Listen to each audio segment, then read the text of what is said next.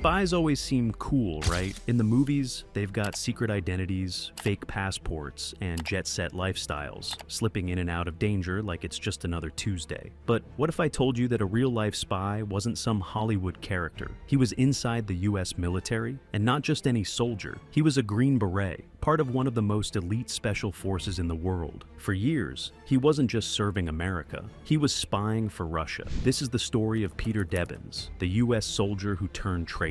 Peter Debbins was just another Minnesota University student with big dreams of changing the world, until he decided that meant spying for the Kremlin. I had a messianic vision for myself in Russia, that I was going to free them from their oppressive government. So I was flattered when they reached out, he later confessed to US prosecutors. Bold words for a man who ended up betraying his own country. His fascination with Russia wasn't random. His mother was born in the Soviet Union, and his grandmother's tales of life under communism had him hooked. Determined to connect with his family's roots, he studied international relations and Russian, setting himself up for a future that, in hindsight, looks more like a slow-motion disaster. Like many students, Debbins joined a study abroad program in Russia. That's where the GRU, the Russian Military Intelligence Agency, took notice. But according to former CIA officer Christopher Burgess, they didn't even have to try that hard. The GRU spotted him, but didn't put much effort into recruiting or handling him in the early years, Burgess noted. Debbins was practically serving himself up on a silver platter. Back home, he had his sights set on a military career, enrolling in the University of Minnesota's ROTC program. Meanwhile, Russia kept pulling him back in. During a trip to Chelyabinsk, he met and fell for Yelena Selyutin, the daughter of a Russian Air Force colonel. Soon, he was engaged, sealing his fate in more ways than one. The Cold War might have been winding down, but for Moscow's military intelligence, the GRU, it was business as usual. And now, they had their eyes on a 21-year-old American with a Russian fiancé, Peter Debbins. Testing his loyalty was almost too easy. They invited him for a cozy meeting at a hotel, complete with a meal, drinks, and a little spy-themed fun. Could he dig up the names of 4 nuns at a local Catholic church without raising eyebrows? Did he want a cool code name? Then came the real offers. Gifts in exchange for US defense intel, a bottle of cognac, $1,000 in cash, a Russian military uniform. If Debbins ever needed to contact them urgently, all he had to do was send a postcard with his new alias, Ikhar Lesnikov, and a simple message like Happy Victory Day or Happy Mother's Day. A little too on the nose? Maybe. But for Debbins, it was exhilarating. Born in 1975 into a massive family of 17 kids, 10 of them adopted, Debbins was drawn to the attention. And during a later visit to see Yelena, he sealed the deal, signing a written pledge to serve Russia, even calling himself a loyal son of Russia. Of course, when things went south, Debbins claimed he was worried about his wife's family and suggested he had been blackmailed. His defense lawyer backed that up.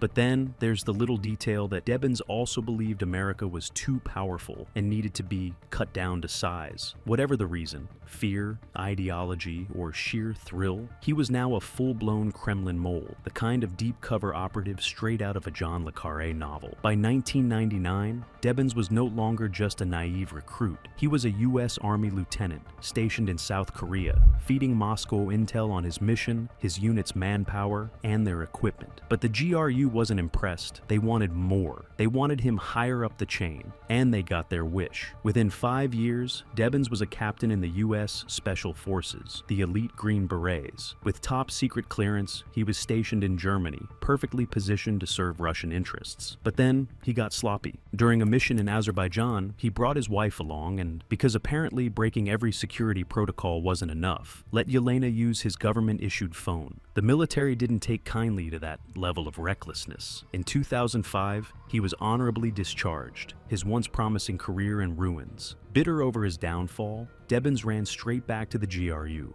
handing over classified Green Beret operations in Europe. But he didn't stop there. He named names, identifying US soldiers who had access to valuable intel, and even those who might be sympathetic to Russia. The betrayal was devastating. "My detachment commander sold me out to Russia," one US officer told the court in Virginia. "For the rest of my life, I will need to stay vigilant for possible threats to my safety. I will always have to consider if it's safe to travel outside the United States. I will always fear for the safety of friends and family." At this point, whatever grand ideological vision Debbins had once claimed was long gone. He wasn't talking about liberating Russia anymore. He wanted cash. He asked the GRU to hook him up with a business deal in Russia, but Moscow had a different plan. They wanted him back in Washington, working as a private contractor, cozying up to US intelligence circles. Because why waste a good traitor when he still has work to do? Despite his past, Debbins didn't just vanish after 2011. In fact, his career took an even more alarming turn.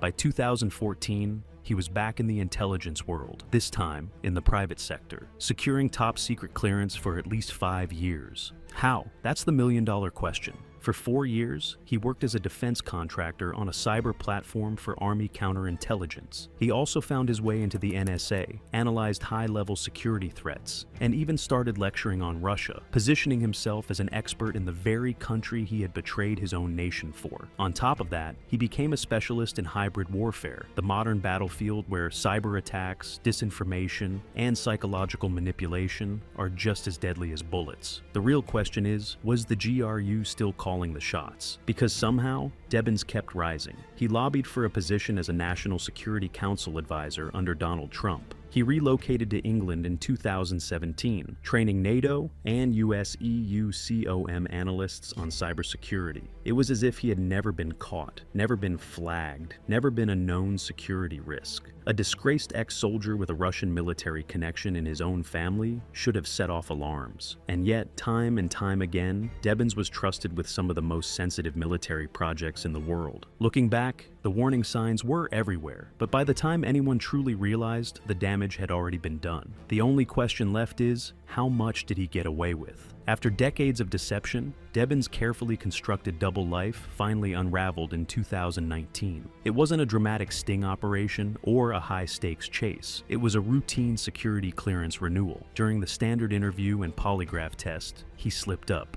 The mistake led to deeper scrutiny, and before long, the truth came crashing down. Faced with the evidence, Debbins admitted to spying while in the US military, but insisted he had stopped once he transitioned into the private sector. That claim did little to help him. Prosecutors painted a different picture, a man who started out motivated by ideology, but soon turned to espionage for profit and revenge. A man who had compromised national security and betrayed the very people who had trusted him with their lives. His defense team, however, had another angle. They described him as an intelligent but vulnerable individual, someone manipulated at a young age by a foreign power, and unable to escape once he was in too deep. Whatever the truth, one fact remains. The full extent of the damage he caused may never be known. After a 25-year career that saw him rise through the ranks of the elite military, high-level contracting, and deep-cover espionage, Debbins was finally brought down. In May 2021, he was sentenced to over 15 years in prison, ending his long,